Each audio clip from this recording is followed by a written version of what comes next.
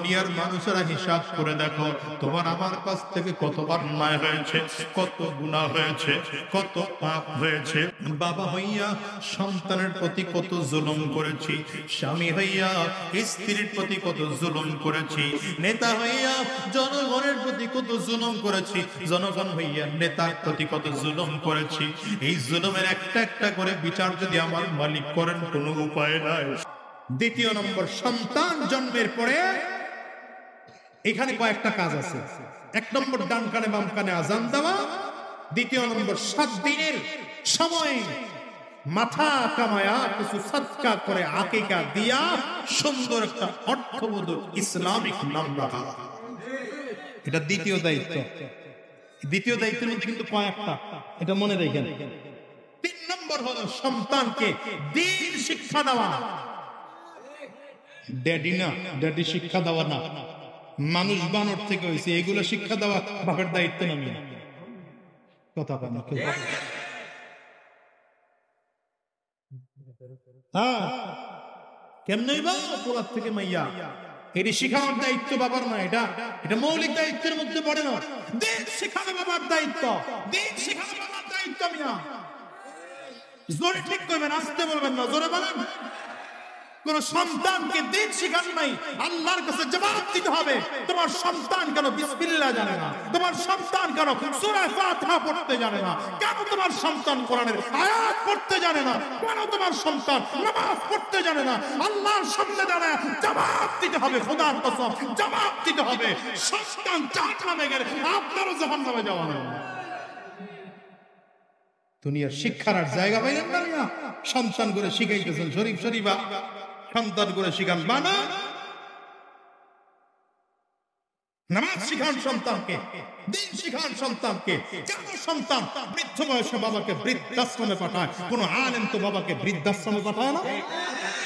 দেখেন একজন আলেম স্কুলের মধ্যে, টোটাল স্কুল জেলা একজন আলেম দেখান যে হুজুর অমুক আলেম বৃদ্ধাশ্রমে বাবারে পাঠাইছে।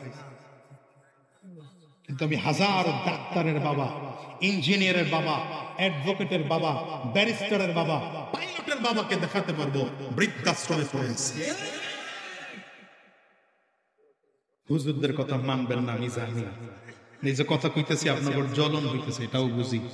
তো মানবেন, কোন দিন মানবেন জানেন? যেদিন মরবেন।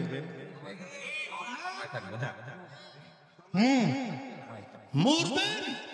এখন শুনতেছেন তো খুব বিজাজ গরম হইতেছে, কিটমিট কিটমিট করতেছে। কেউ চিনতে পারে বাধাটা দিয়ে লামনি কথা বলেন। বাধা দিলে মনে করছেন বাহাদুর হয়ে যাবেন, কিয়ামতের ময়দানে আসামির কাঠগড়ায় দাঁড়াইবেন। কোন আসামির কাঠগড়ায়? কোরআনের কথা বলতে বাধা দিছে, সেই দিন আল্লাহর লগে বুঝা লয়েন। আমি তো কিচ্ছু কেমন হবে না, আমার কথা কয় না তো। খুব রাগ করতেছেন আপনারা না?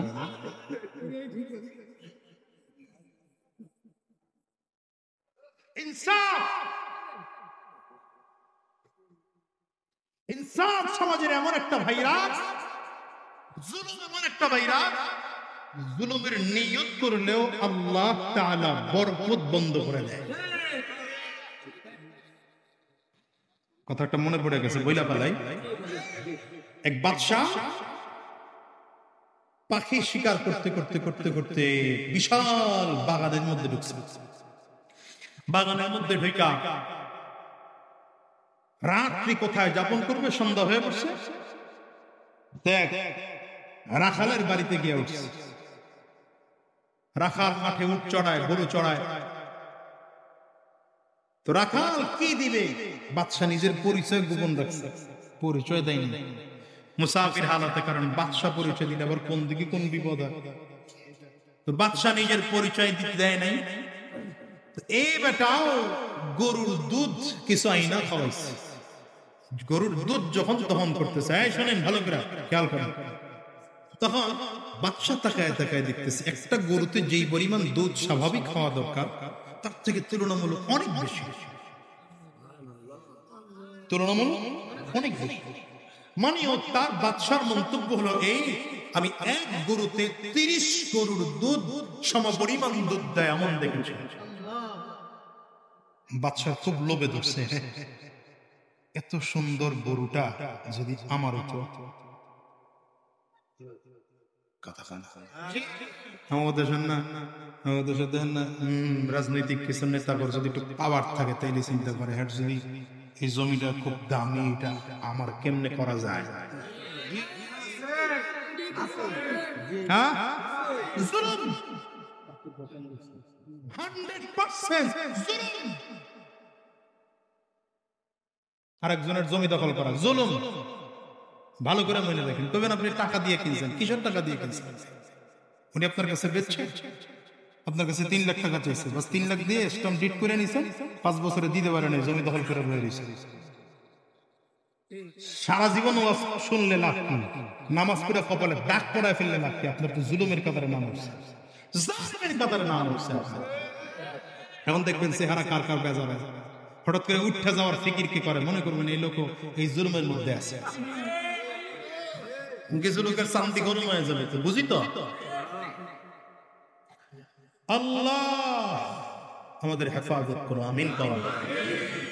সদস্য কি অসুবিধা হইতেছে আপনাদের? সদস্য মনে মনে চিন্তা করে কোন আউলা জাউলা কথা কইতেছে আজকে হুজুর। মনে হয় এই কথাগুলো আপনাদের এলাকার জন্য বেশি প্রয়োজন, হয়তো আল্লাহ এই জন্য বের করে দিতেছে। আমি তো এই কথা বলার জন্য আজকে চিন্তা করে বসিও না, বসছি অন্য কথা কয়ে। তো বাদশা কি নিয়োগ করছে? 30টা গরুর দুধ যেহেতু এক গরুতে পাওয়া যায়, মানে এখন বর্তমান কি যেন অস্ট্রেলিয়ান গরু আছে না, 1 কেজি দিবেন, একটা গরুতে 20-30 কেজি দুধ হয়। কিন্তু এই যে বর্তমান আমাদের দেশীয় যে গরুগুলা, এগুলো তো 1-1.5 কেজি 2 কেজি, ঠিক না? তো বাদশার খুব মনে লাগছে, খুব এটা কেমনে হোক নিতে হবে। 1 সপ্তাহ পরে আবার পাখি শিকার করতে আসছে, মনে মনে চিন্তা আজকা কথা কয় না, সভা করে গরু নিবে। কেমনি নিবে? অন্তত রাখালরে কোনো কায়দায় ম্যানেজ করে একটা বিষয় বুঝায় তো নেওয়া লাগবে। আজকে রাত যাপন করার জন্য বসছে এখানে, পরিচয় কিন্তু রাখাল চিন্তা করতেছে, আরে গত কয়েকদিন আগে সে রাত এখানে কাটায় গেছে, রাখালের সাথে এক বন্ধুত্ব হয়েছে, বন্ধু আজকে আসছেন। রাখাল বড় খুশি, চলেন আজকেও আপনাকে দুধ পান করাবো। দুধ দহন করতে গেছে, গিয়ে তাকায় দেখে একটা গরু শুধু এই পরিমাণ দুধ হয়, আজকে ওই পরিমাণ দুধ হয়েছে। বাদশা ডাক দেয়, এই রাখাল, হ্যাঁ এই গরুটা কি সেইটা যে এক গরুতে 30 গরুর পরিমাণ দুধ দিত যেটা? বলে হ্যাঁ। আজকে কম হলো কেন? রাখাল হয়রান আর পেরেশান হয়ে বলে, মনে হয় দেশের বাদশা জুলুম করার ফিকির করেছে।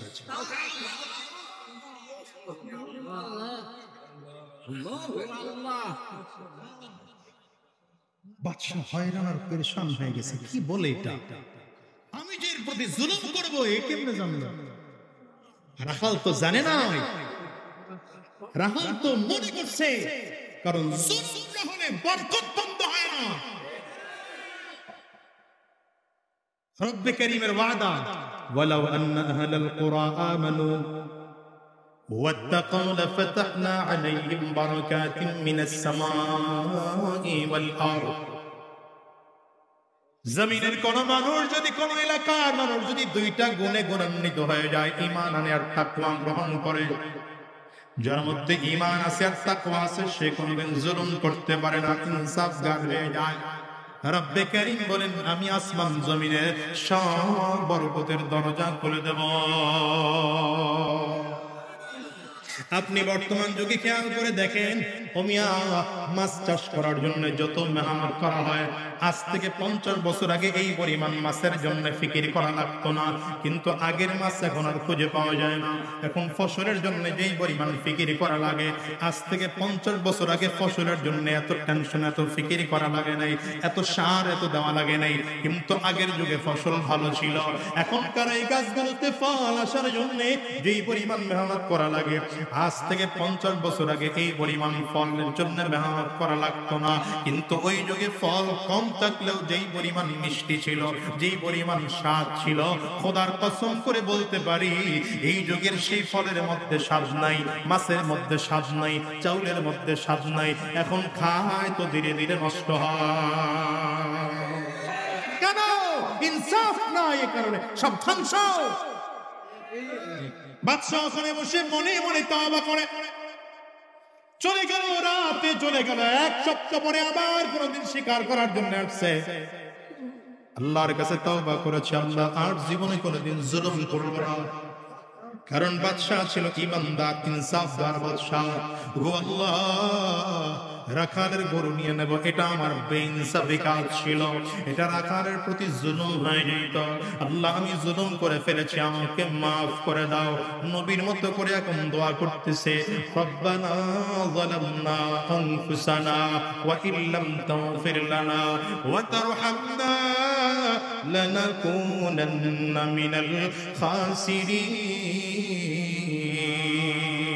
পড়েন না, রব্বানা যালামনা আনফুসানা রব্বানা যালামনা আনফুসানা ওয়া ইল্লাম তাগফির লানা ওয়া তারহামনা লানাকুনান্না মিনাল খাসিরিন। দোয়া করতেছে, বাদশা চোখের পানি ফেলাইয়া। এক সপ্তাহ পরে আবার আসছে এখানে পাখি শিকার করার জন্য। আজকেও চিন্তা করে দেখলেন, গিয়া দেখি রাখালের গরুর অবস্থা কি। আজকেও রাত কাটানোর জন্য আবার রাখালের বাড়িতে গিয়া উঠলেন। রাখালও আজকে বড় মহা খুশি, বন্ধু আপনি আজকে আসছেন। সেদিন আসছিলেন মন ভরে দুধ পান করাইতে পারেন, গরুর দুধ কম হয়েছিল, আজকে আপনার মন ভরে দুধ পান করাবো। রাখাল টাকা পালতি লইয়া গরুর দুধ দহন করার জন্য গিয়েছে।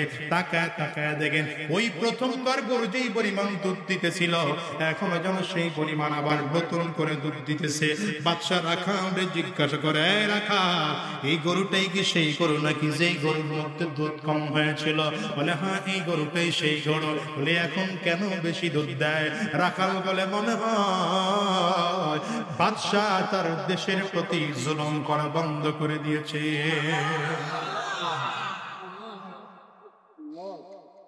জুলুম এটা মারাত্মক গুনাহ, জুলুম এটা মারাত্মক গুনাহ।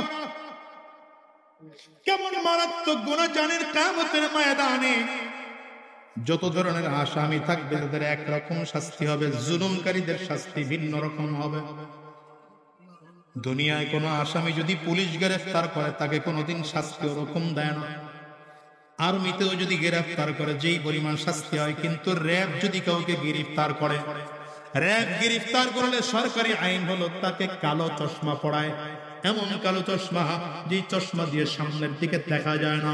আপনারা খোঁজ খবর নিয়ে দেখেন, পুলিশ গ্রেফতার করলে কালো চশমা দেয় না, আর্মি গ্রেফতার তো করে না, করলেও কোনোদিন কালো চশমা লাগায় না। কিন্তু যদি র্যাব কাউকে গ্রেফতার করে, তাহলে কালো চশমা লাগায়। কেন কালো চশমা লাগায়? কালো চশমার ভিতর দিয়ে বাহিরে দেখা যায় না, মানুষ মনে করতেছে চশমা লাগানো, কিন্তু আসলে এমন চশমা যেই চশমা দিয়ে সামনে দেখা যায় না, এই জন্য লাগানো হয়। এই লোকটাকে কোন জেলখানায় না হলো, লোকটা টেরও পাবে না। কোন এলাকায় না হলো, লোকটা টেরও পাবে না। এমনকি যদি বাংলাদেশ থেকে অন্য কোন দেশেও নিয়ে যায়, এই লোকটা বুঝতেও পারবে না। আল্লাহর রাসূল সাল্লাল্লাহু আলাইহি ওয়াসাল্লাম বলেন, আয-যুলমু যুলুমাতু ইয়াউমুল কিয়ামা। যেই ব্যক্তি দুনিয়ায় জালেম হবে, যেই ব্যক্তি মানুষের প্রতি জুলুম করবে, এই লোকটা কিয়ামতের ময়দানে অন্ধকারের চশমা পড়াইয়া দেওয়া হবে। এই লোক কবরে গিয়েও কিছু দেখবে না, হাসরের ময়দানেও কিছু দেখতে পাবে না, হাসরের ময়দানেও কিছু দেখবে না। আরে হাসরের ময়দানে কোন দিকে দৌড়াবে সেই দৌড়ানোর জায়গাও থাকবে না। দুনিয়ার যত গুনাহগার, এদেরকে আল্লাহ তাআলা একরকম শাস্তি দেবে, জালিমকে আল্লাহ তাআলা ভিন্ন রকম শাস্তি দেবে। গুনাহগার যখন কিয়ামতের ময়দানে দাঁড়াবে, গুনাহগার তাকাইয়া তাকাইয়া দেখবে সূর্য মাথার মুড়ো মাথা করে দেখা যায়, মাথার মগজগুলো সূর্যের তাপে টক টক টক টক করে ফুটতেছে। আমার মনে হয় সূর্যের তাপের কারণে মানুষগুলো পাগল। এদিকে আমার মালিক জালালিয়াত জব্বারিয়াত আর কাহ্নারিয়াতের কণ্ঠে ডাক দিতেছেন, মানুষটা নিচে জমিনটার দিকে তাকাইয়া দেখবে কিয়ামতের ময়দানটা হয়ে যাবে তামার। এত তামার জমিন, যেই জমিনের মধ্যে পা রাখা যায় না, রব্বে কারীম তাকায়া বান্দা কেমন আযাব ও গজব দিবে। বান্দা তাকিয়ে দেখবে ডান দিক থেকে জাহান্নামের আযাব গুলো দৌড়ায় দৌড়ায় আসতেছে, বাম দিক থেকেও জাহান্নামের আগুন গরিম গরিম আওয়াজ করে করে আসতেছে, সামনের দিক থেকেও জাহান্নামের আগুন গরিম গরিম আওয়াজ করে করে আগায়, পেছন দিক থেকেও জাহান্নামের আগুন গরিম গরিম আওয়াজ করে করে আগায়। ওদিকে আমার মালিক জালালিয়াত আর জব্বারিয়াত আর কাহারিয়াতের কণ্ঠে ডাক দেয়, লিমানিল মুলকুল ইয়াউম, আজকের দিনের বাদশাহীরা বান্দাগুলো সেদিন কথা পর্যন্ত বলতে পারবে না, বান্দাগুলো হয়রান আর পেরেশান হয়ে যাবে। ইয়াউমা ইয়াফিরুল মারউ মিন আখিহি ওয়া উম্মিহি ওয়া আবিহি ওয়া সাহিবাতিহি ওয়া বানিহি। আমার আল্লাহ তাআলা বলেন কিয়ামতের ময়দানে মানুষগুলোর অবস্থা এমন হয়ে যাবে, সন্তান বাবা মাকে চিনবে না, বাবা মা তার সন্তানকে চিনবে না, ভাই তার ভাইকে চিনবে না। আরে দুনিয়ার মুসলমান বোন তার ভাইকে চিনবে না, স্বামী তার স্ত্রীকে চিনবে না, স্ত্রী তার স্বামীকে চিনবে না, বন্ধু তার বন্ধুকে চিনবে না। কিয়ামতের ময়দানের অবস্থা যেমন খারাপ হয়ে যাবে, ওদিকে আমার আল্লাহ তাআলা গুনাহগারদের জন্য আমলনামা কুড়াইয়া দিছে। গুনাহগার তো ভালোই করে জানে এই আমলনামা ডান্নাতে আসবে না, এই আমলনামা তো বাম হাতে এসে লেগে যাবে। গুনাহগার হাতগুলোর ধইরা বুকের সাথে লাগাইয়া চাপ দিয়া ধরে রাখবে যেন আমলনামা বাম হাতে এসে না লাগে। আল্লাহ আমলনামাগুলো যখন ফেরেশতারা কুড়াইয়া দেওয়া হবে, আল্লাহ তাআলার কাছে ফেরেশতারা বলবেন, আল্লাহ এই বান্দার আমলনামা বাম হাতে কেমনে দেব? এই বাম হাতটাকে তো সব বুকের সাথে চাপ দিয়ে লাগাইয়া রাখছে। আমার আল্লাহ বলবেন, বুকের পাঁজরের হাড়টি ধইরা ধাক্কা দে, ধাক্কা দিয়ে পেছন দিক দিয়ে বের করে দে। হাতের এত পাওয়ার দিয়ে ধাক্কা দিয়ে বুকের পাঁজরের হাড়টিগুলো ভাঙিয়া পিছের রাস্তা দিয়ে বের করে দিবে। আল্লাহ তাআলা এইবার বলবেন, আমলনামা ওর হাতের মধ্যে দে। পেছন দিক থেকে আমলনামা হাতের মধ্যে দেওয়া হবে। আবার আল্লাহ বলবেন, ইকরা কিতাবাক কাফা বিনাফসিকাল ইয়াউমা আলাইকা হাসিবা। পর তোর আমলনামাটি যেই পর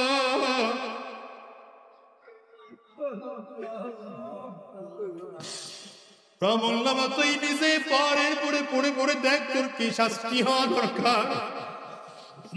আমলনামা পড়বে আর চিল্লাইবে আর বলবে, মা আগনা আন্নি মালিয়া হালাকা আন্নি সুলতানিয়া লা ইউগাদিরু সাগীরাতান ওয়ালা কাবীরাতান ইল্লা আহসাহা ওয়া ওয়াজাদু মা আমিলু হাযিরা।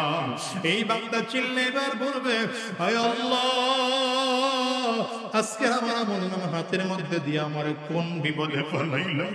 আমার আজকে সম্পদ কোনো কাজে লাগে না, আমার অর্থগুলো কোনো কাজে লাগে না, আমার ক্ষমতাও কোনো কাজে লাগে না, সব আমার ধ্বংস হয়ে গেল। আয় আল্লাহ, সব আমার ধ্বংস হয়ে গেল। আমি বুঝি আর পাপ পাইলাম না গো মালিক। আমার আল্লাহ তাআলার ফেরেশতারা বলবে, আল্লাহ এই বান্দার চোখ সামনের দিকে, আমলনামা পেছন দিকে কেমনে পড়বে? আমার আল্লাহ বলবেন, ঘাটটারে মোচড় দিয়ে পেছন দিকে দিয়ে দে। ফেরেশতারা ঘাটটারে মোচড় দিয়ে ভাঙিয়া চড়িয়ে পেছন থেকে নিয়ে দাঁড়ায় দিবে। বান্দার আমলনামা পড়তে থাকবে, গো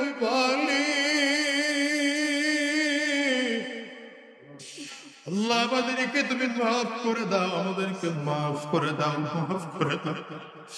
ও দুনিয়ার যুবকের একটু চিন্তা করো, কিয়ামতের ময়দানে যদি তখন তোমার আমার অন্ধকার চোখের সামনে চলে আসবে, ওই আমলনামা তো দেখতে পাবো না, কোন জাহান্নামে দেওয়া হবে সেটাও দেখতে পাবো না, কোথায় জান্নাত কোথায় জাহান্নাম টের পাওয়া যাবে না, কারণ অন্ধকার। জুলুমের কারণে এমন অন্ধকার, ডানও দেখা যায় না, বামেও দেখা যায় না, সামনেও দেখা যায় না, পেছনেও দেখা যায় না, কোথায় আমার মালিকের আরশ সেটাও দেখা যায় না। অবস্থা বড় খারাপ।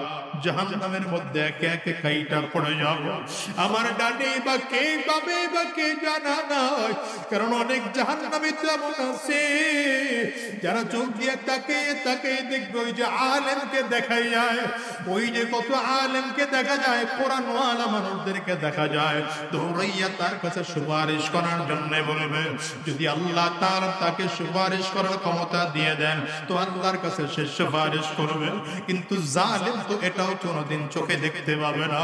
ও দুনিয়ার মানুষেরা, হিসাব করে দেখো তোমার আমার কাছ থেকে কত অন্যায় হয়েছে, কত গুনাহ হয়েছে, কত পাপ হয়েছে। বাবা হইয়া সন্তানের প্রতি কত জুলুম করেছি, স্বামী হইয়া স্ত্রীর প্রতি কত জুলুম করেছি, নেতা হইয়া জনগণের প্রতি কত জুলুম করেছি, জনগণ হইয়া নেতার প্রতি কত জুলুম করেছি। এই জুলুমের একটা একটা করে বিচার যদি আমার মালিক করেন, কোনো উপায় নাই। এই জন্যই বলি দুনিয়ার মানুষ, তোমার আমার নবী সাইয়্যিদুল আম্বিয়া, ইমামুল আম্বিয়া, রাহমাতুল লিল আলামিন কেমন ইনসাফ ওয়ালা নবী ছিলেন। আমার তোমার নবী আম্মা জানের দুধ যখন পান করতে, নবীজি সব সময় ডান পাশের দুধ পান করতেন, বাম পাশের দুধের মধ্যে মুখ লাগাইতেন না। নবীজি বড় হয়ে যাওয়ার পরে হালিমাতুস সাদিয়া ডেকে, বাবা মুহাম্মদ, তুমি কেন আমার ডান দিকের দুধটা সব সময় পান করো, বাম দিকে কেন মুখ লাগাও না? নবী আমার কয়, আম্মা জান, আমি তো ইনসাফ ওয়ালা নবী।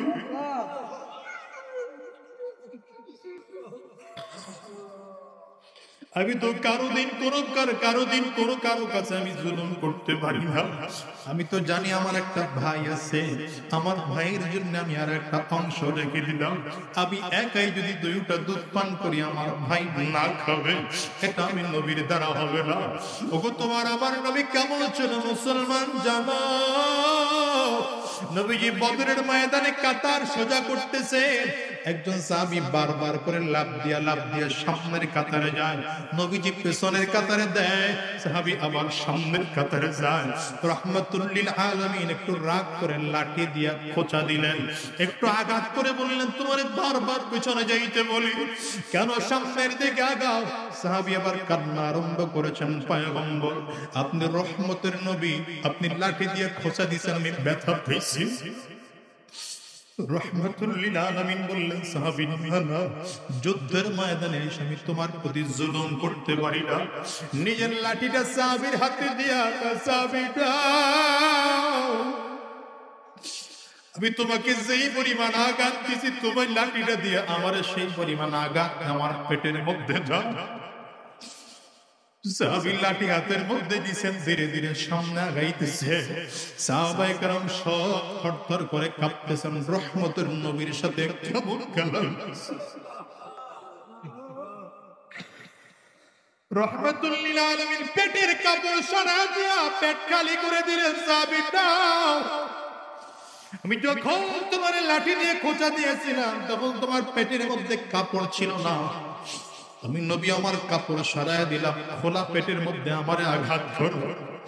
সাহাবী বড় সুযোগওয়ালা সাহাবী, আরে নবীর সামনে লাঠি নিয়ে সামনের দিকে আগাইতেছে,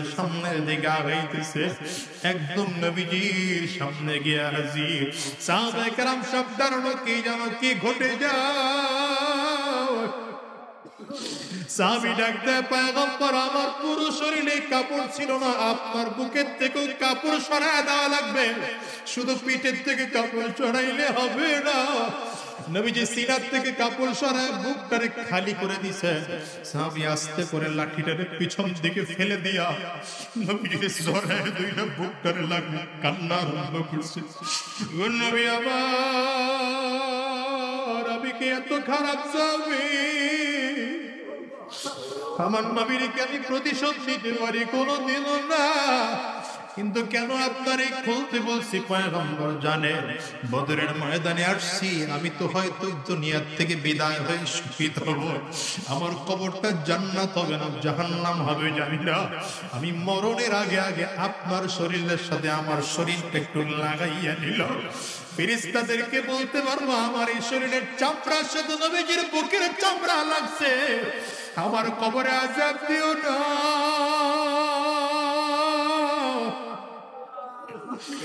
এরে দুনিয়ার মানুষ, আমিও তোমাদেরকে বলি নবীও পাইবা না, নবী পাইবা না, সাহাবীও পাইবা না। চলে গেছেন তো নবী, সাহাবীরাও চলে গেছেন, তাবিঈন চলে গেছেন, আইম্মায়ে মুজতাহিদিন, উলামায়ে মুতাকাদ্দিমিন মুতাআখিরিন সব তো চলে গেছেন, কেউ দুনিয়ায় নাই। এখন তুমি আর আমি আছি, উলামায়ে কেরাম এই জমিনে আছে, উলামায়ে কেরামদের কাছে যাও, ইনসাফ ওয়ালা জীবন গড়ো, জালেম হইয়া জমিন থেকে বিদায় নিও না। আরে জালেম হইয়া জমিন থেকে বিদায় নিও না, জুলুমকারী হইয়া জমিন থেকে বিদায় নিও না। আজকের এই মাহফিল থেকে ওয়াদা করে বের হও, সন্তানের সাথেও জুলুম করব না, পরিবারের সাথেও জুলুম করব না, সমাজের সাথেও জুলুম করব না, আমি আমার সাথেও জুলুম করব না।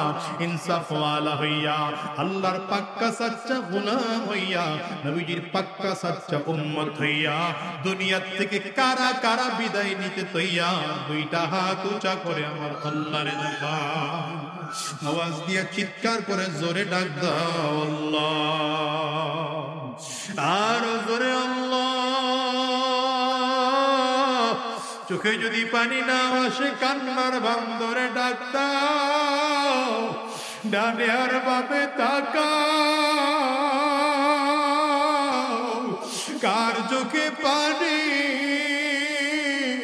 ওই মানুষটার থেকে তাকাইয়া নিজের নিজের ধিক্কার মারো, চোখের পানি বালাইয়া কাঁদো, আর আমার মালিকের জোরে ডাক দাও আল্লাহ, জোরে ডাক দাও, জোরে ডাক দাও না, আওয়াজ দিয়ে চিল্লা ডাক দাও না আল্লাহ। চোখের পানি পালাইয়া আমার মালিকের ডাক দাও আল্লাহ,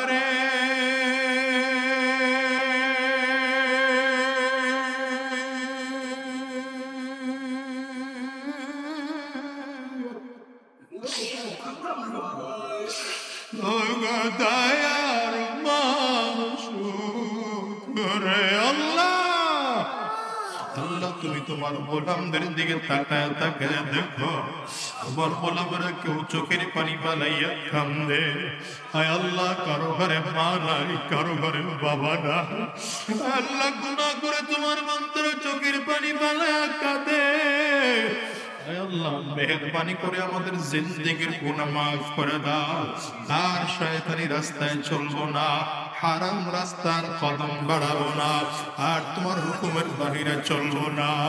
আল্লাহ তুমি কবুল করে না, কবুল করে না, আওয়াজ দিয়া বলো আমিন, আওয়াজ দিয়া বলো আমিন, আরো জোরে চিল্লা বলো আল্লাহুম্মা আমিন। হাতগুলো তুলে রাখেন, নামায়েন না কেউ, এই হাতগুলো তুলে রাখেন। এই হাত দিয়ে কেউ মাকে কবরে রাখছেন, এই হাত দিয়ে কেউ বাবাকে কবরে রাখছেন, এই হাত দিয়ে কেউ কাবার গিলাফ ধরেছেন। আজকের হাত দিয়ে আমরা একটা নেকের কাজ করবো, সবাই রাজি আছেন? আমার সাথে পড়েন বিসমিল্লাহির রহমানির রহিম।